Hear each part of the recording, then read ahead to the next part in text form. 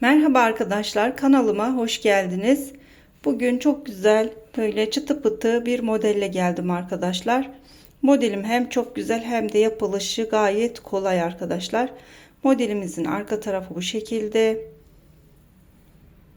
Ön tarafı da böyle çok güzel bir görüntüsü var. Modelimiz 4 ilmek üzerine kuruluyor. Bunun için ilmeklerimizin sayılarını alırken 4 ve 4'ün katları artı 2 ilmek olarak şişimizi almamız gerekiyor. Şişlerim 3,5 numara arkadaşlar. İpim Alize Baby Best. Sizler de istediğiniz markayla bu modeli çalışabilirsiniz. Tabii ki ipinizin inceliğine ve kalınlığına göre de şişlerinizi kullanarak. Bütün örgülere yakışacağını düşündüğüm bir model arkadaşlar. Özellikle bebek yeleklerinde, hırkalarda, şapkalarda, atkılarda çok güzel duran bir model. Evet, hemen başlayabiliriz. Evet, şişime 24 ilmeğimi aldım arkadaşlar. Böyle 3 sırada haroş olacak şekilde lastik çalışması yaptım. Sizler isterseniz bir ters bir düz de lastik yapabilirsiniz. Burası bizim modelimizin ön tarafı olacak. Şimdi arka taraftan bir sıra ters örgü yapalım. Sonra ön tarafa geçince de modelimizi kuralım. İlk ilmeğimi örmeden aldım ve sıra sonuna kadar bütün ilmeklerimi ters örüyorum.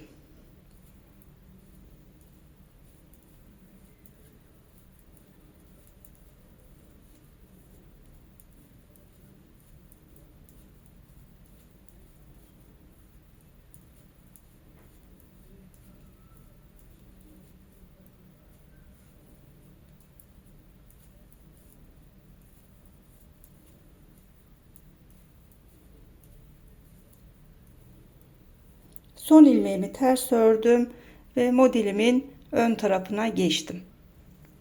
İlk ilmeğimi örmeden alıyorum. Sonrasında bir ilmek düz örüyorum.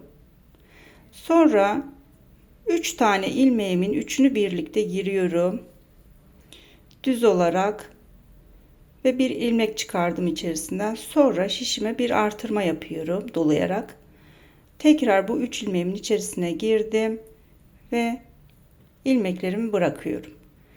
Yani 3 tane ilmeğin içerisinden tekrarında yine 3 tane ilmek çıkarmış olduk. Devamında bir ilmek düz örüyorum.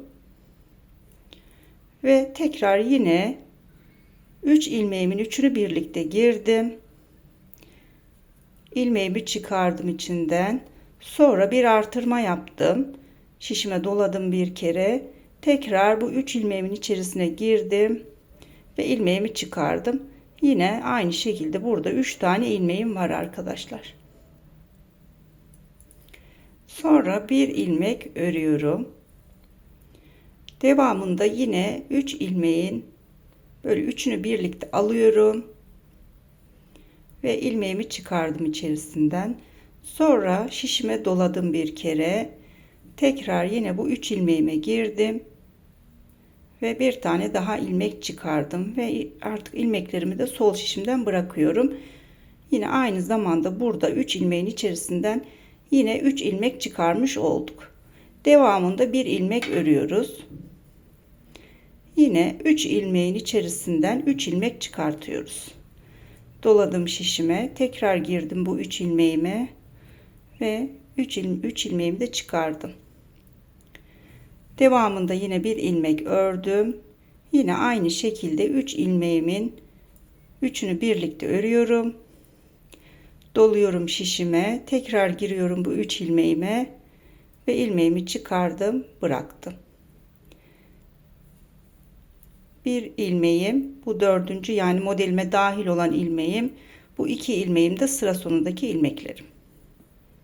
Bunları düz örüyorum. Sonra modelimin arka tarafına geçtim.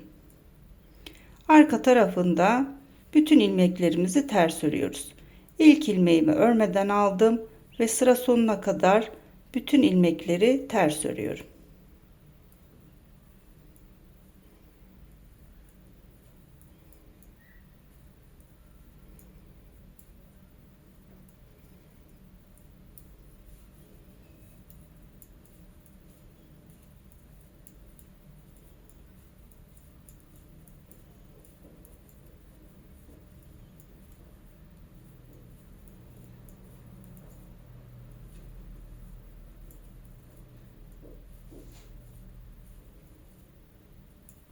Son ilmeğimi de ters ördüm ve modelimin ön tarafına geçtim. Şimdi bir model sizinle birlikte yaptık arkadaşlar. Zaten modelimiz 2 sıradan oluşuyor. Şimdi modelimizi kaydırıyoruz. Yani modelin üzerine değil de şu aradaki 3 tane ilmeğe kuruyoruz. Şu şekilde. Yani bu arada bir tane düz ilmeğimiz var. Bir de modelin sonundaki ilmek ve başındaki ilmekle üçünü bir toplamamız gerekiyor. Modelimizi kaydırıyoruz böylelikle. Devam edelim. İlk ilmeğimi örmeden aldım. Şimdi bakın bu aradaki kaydıracağımız yere kadar ilmeklerimi düz örüyorum. Yani 4 tane ilmeğim sıra başındaki ilmeğimle birlikte 4 ilmeğimi düz ördüm. Sonra bakın bu 3 tane ilmeğime geldim. Bu aradaki tek olan ilmeğimizdi. Sağındaki ilmeğimiz ve solundaki ilmeğimiz. Bunun üçünü birlikte aldım. Sonra şişime doladım. Artırmamı yaptım. Tekrar girdim 3 ilmeğime ve buradan 3 ilmek çıkarmış oldum. Yine bir ilmek düz örüyorum. Yine aynı şekilde 3 ilmeğimin üçünü birlikte ördüm ve artırmamı yaptım.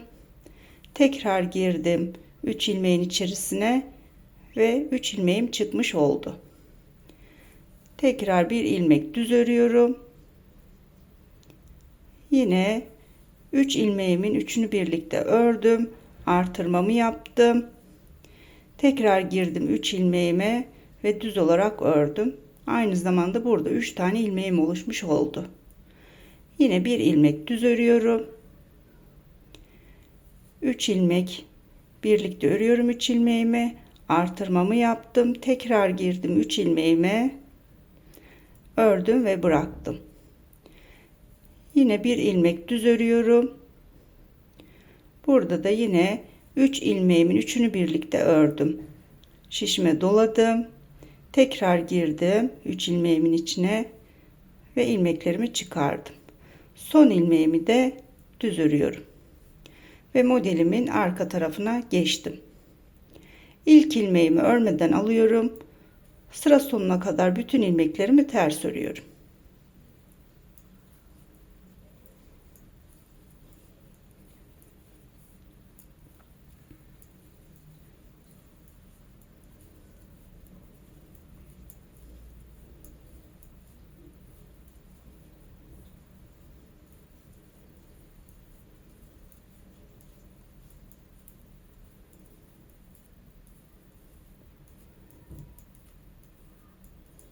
Son ilmeğimi de ters ördüm ve modelimin ön tarafına geçtim.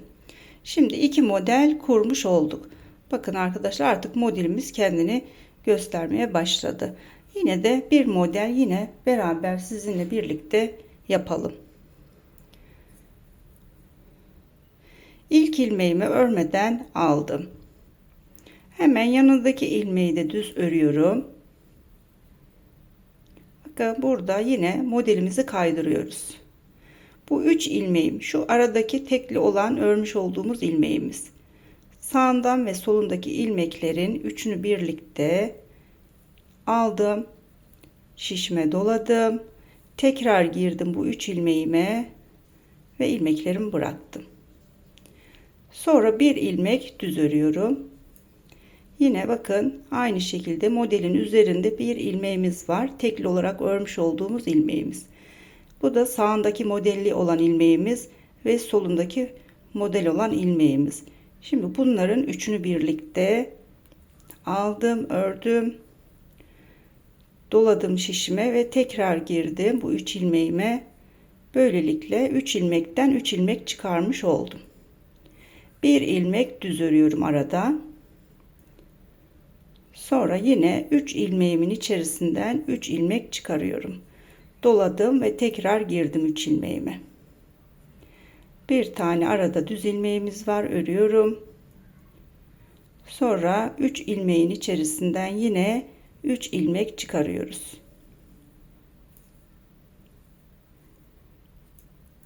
aradaki bir tane düz ilmeğim var. Örüyorum bir tane düz ilmeğimi. Sonra 3 ilmeğimi aldım ve bir tane ilmeğimi doladım. Tekrar girdim 3 ilmeğime. Böylelikle 3 ilmek çıkarmış oldum. Son 3 tane ilmeğim var burada. Bunları da düz örüyorum. Ve modelin arka tarafına geçtim. İlk ilmeğimi örmeden aldım. Sıra sonuna kadar bütün ilmeklerimi ters örüyorum.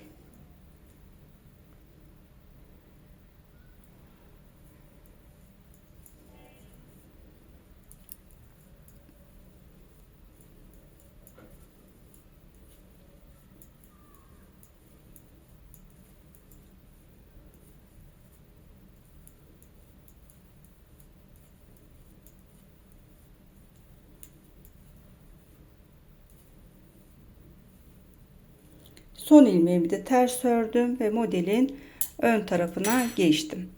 Evet, şimdi 3 model sizinle birlikte kurmuş olduk ve artık modelimiz kendini gösterdi arkadaşlar. Bakın çok da güzel durdu. Tabii ki büyüdükçe modelimiz ilerledikçe daha da güzel bir görüntü alacak. Hep bu şekilde devam ediyoruz. Modelimizi kaydırarak devam ediyoruz arkadaşlar. Gayet kolay bir model. Çok da güzel bir görüntüsü var. Böyle çıtı pıtı bir model. Kamera arkasında örmüş olduğum parçayı da yine göstermek istiyorum. Evet, bakın arkadaşlar, modelimiz büyüdükçe böyle bir görüntü alacak.